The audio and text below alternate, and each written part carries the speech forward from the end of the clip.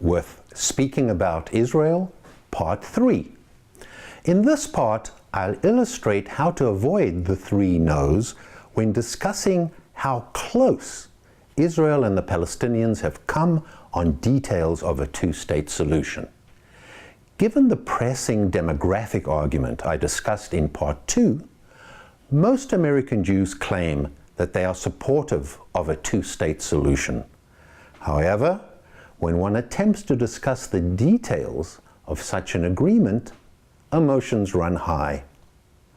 And once again, blaming, historical justifications, and morality form the basis for disagreement.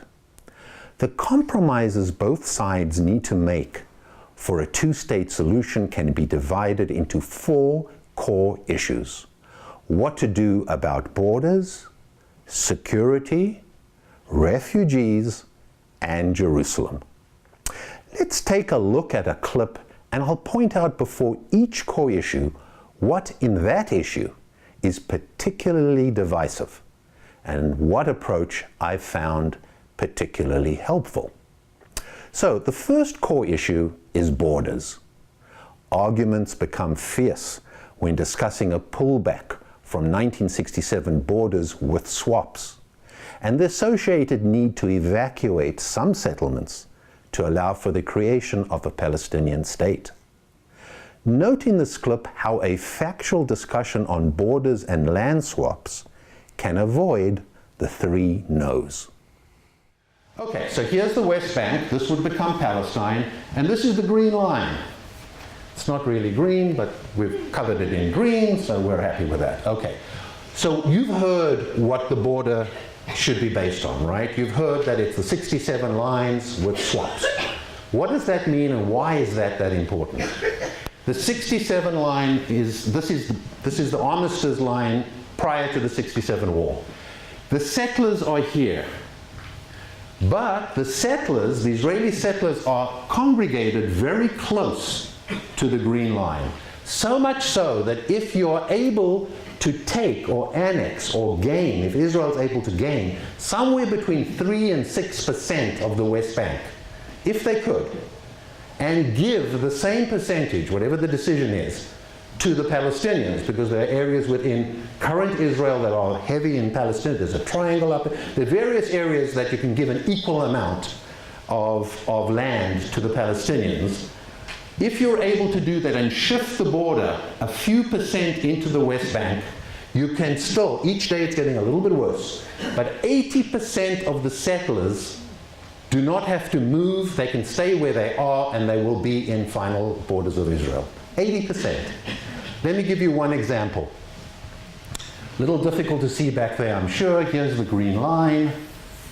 The red dots are settlements, and the mustard color is 3.7%. Now this is, I'm not claiming, this isn't, nobody knows what percentages, but they do know they were somewhere between 3 and 5%. There were earlier agreements that were bigger, 7, 8, 10% swap, but 3.5%, 3.7%. So if we're able to move at 3.7%, the border would be like this, a crazy border, but it could be like this. Included in Israel, without the settlers in these areas moving.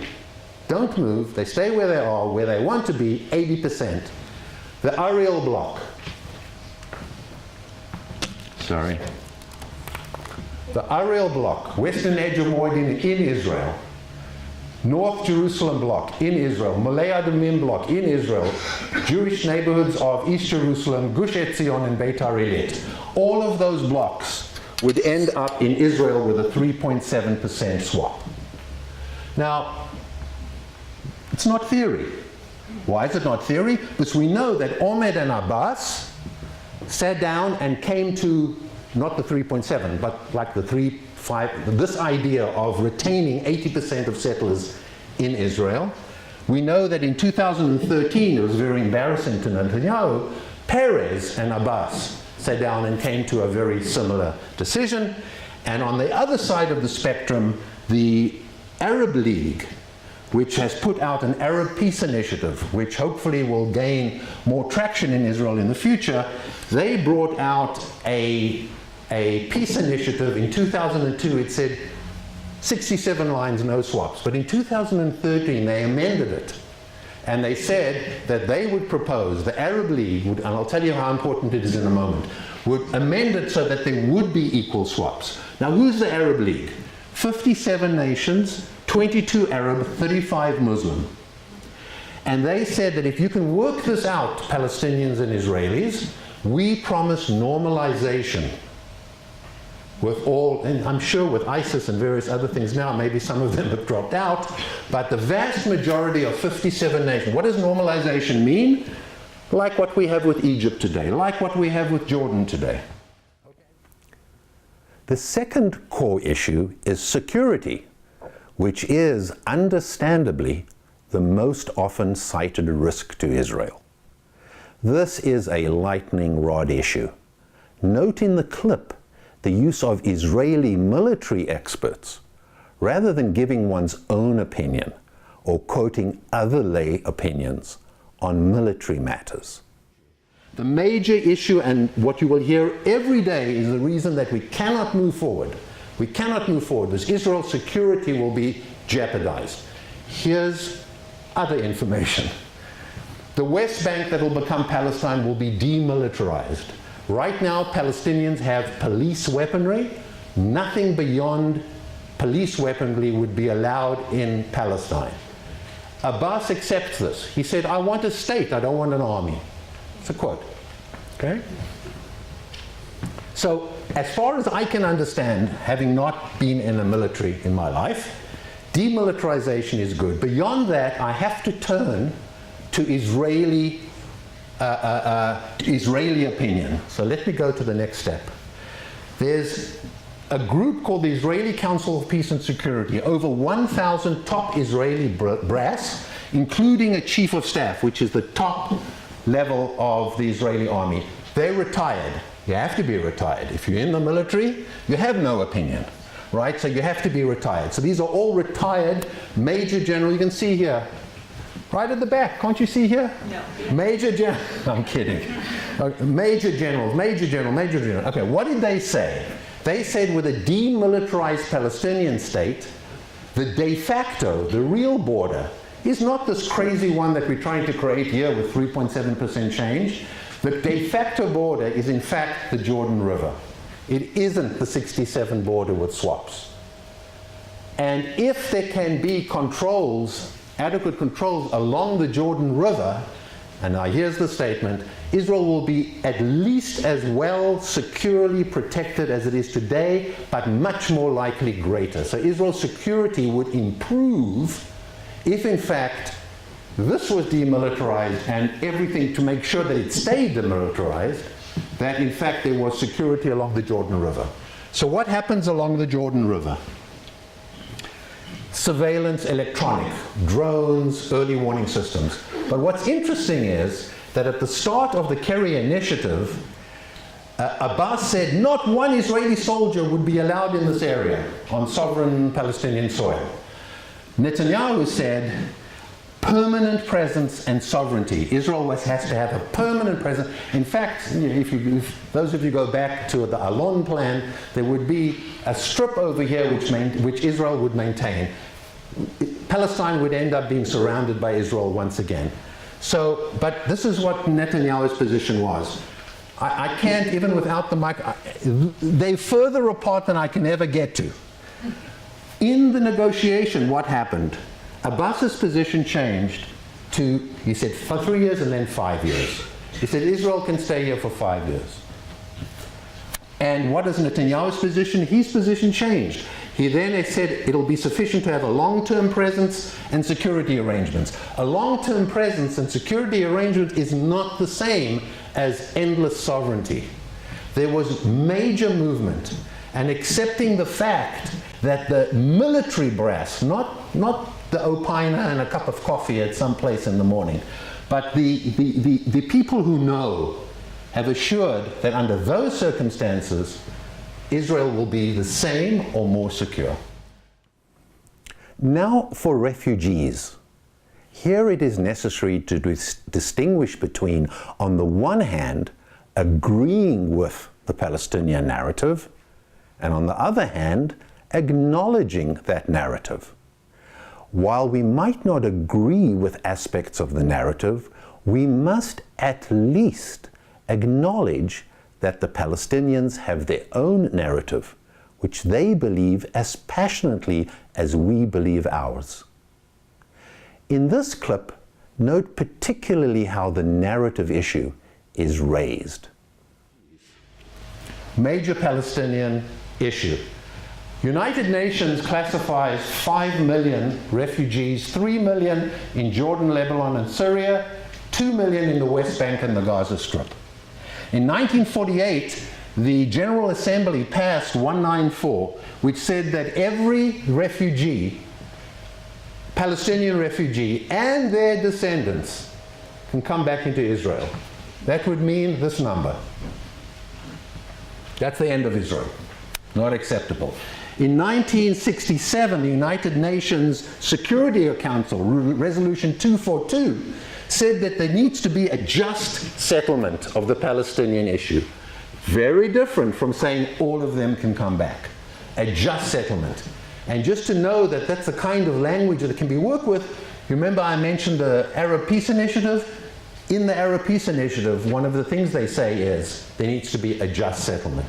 So what is a just settlement?